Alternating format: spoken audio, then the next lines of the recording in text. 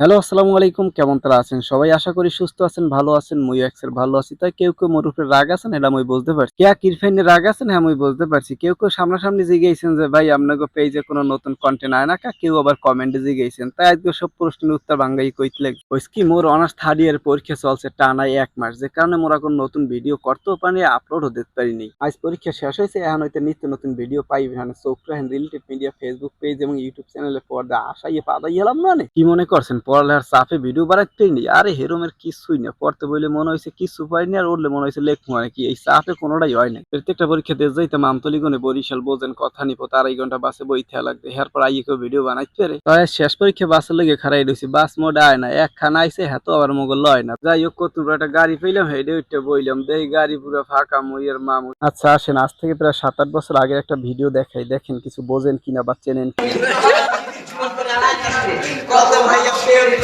এই যে দেখছেন লাল গেঞ্জি পরা হাতে ব্যাস লাইট কাঁধে ব্যাগ নাইচা র‍্যাপ গান করতেছে। এই ছেলেটাই এখন আমার পাশের পাঞ্জাবি টুপি পরে বসা যুব আর আল্লাহর কি রহমত অনেক পরিবর্তন আসছে ওর মধ্যে। আর এই যে পাশে কালো চশমা পরে ছেলেটা নাচতেছে ওর নাম সজীব ও আমাদের খুব কাছের বন্ধু। ও আছে এখন সৌদি আরব। যাই হোক গাড়ি থেকে নামে বিএম কলেজ যাই পড়ছি। অনেকে আবার কইবেন এইটা কোন গেট? এইটা যে বিএম কলেজের পিছের গেট।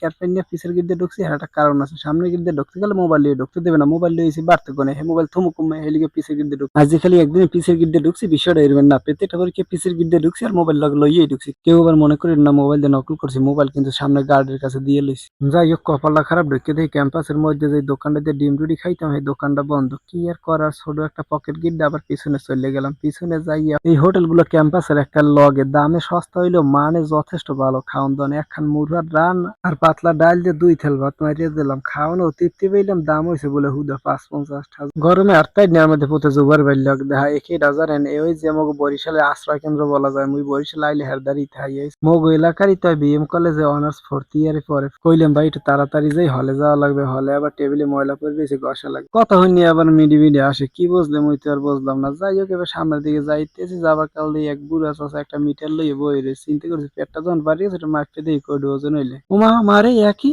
কেবা করি হইলো। আই দাঁড়াই দেই কি আর ওজন হয়ে গেছে 52 কেজি 400 গ্রাম। কেবা করি 3-4 মাস আগেও তো আর ওজন ছিল মাত্র 47 কেজি। যাই হোক বিশ্বাস করতে কষ্ট হইলেও কিছু করার নাই মাইনে নিলাম আর নামে গেলাম। পেট্রোল দিয়ে চাইয়ে মনে করছি বাত মনে হয় বেশি গেছে এইতে ওজন বাড়িয়ে গেছে। যাই হোক লন দেখাই আপনাকে কোন আমার সিটে পড়ছে। তাই ইতিহাসে প্রথম আমার এরকম সিট পড়ছে যে একবারে সামনে। তাই কষ্টের মধ্যে একটা সুখ আছে 3 কুলি মাইয়ে পড়ছে। তাই এটা আমার দুর্ভাগ্য আসলে আমার কোনো কালে এরকম পড়ে নাই। তাই আমি একটা মানে নিজে একটা নার্ভাস ফিল করতাম যে এতগুলো মাইয়ের মধ্যে বইলে হয় কেমনে। এরপর লেখছি পরীক্ষা মোটামুটি এলিগি খারাপ হয়েছে মনে হয়। তাই আইয়ে পড়ছি আমার হলের সামনে আমি ভিতরে প্রবেশ করবো। তাই ভিতরে প্রবেশ করার সময় দেই যে দুয়ার খোলা। তাই ঢুকে দেই আন্ধারের মধ্যে আমার কয়েকজন বন্ধু বান্ধব আছে যারা মোটামুটি টেবিল পরিষ্কার করতে আছে। কারণ অনেকদিন পর পরীক্ষা হয় তো টেবিলে অনেক ময়লা পড়ে থাকে। পরীক্ষা হয়েছে শেষ মনে হয় স্বাধীন করছি দেশ। যে 4 ঘন্টা যুদ্ধ করছি হলে বই এই যদি করতাম মাঠে ময়দানে দেশ স্বাধীন করা সম্ভব হইতো। ভিডিও করবি রিটেক দিতে এমন না এই সময়।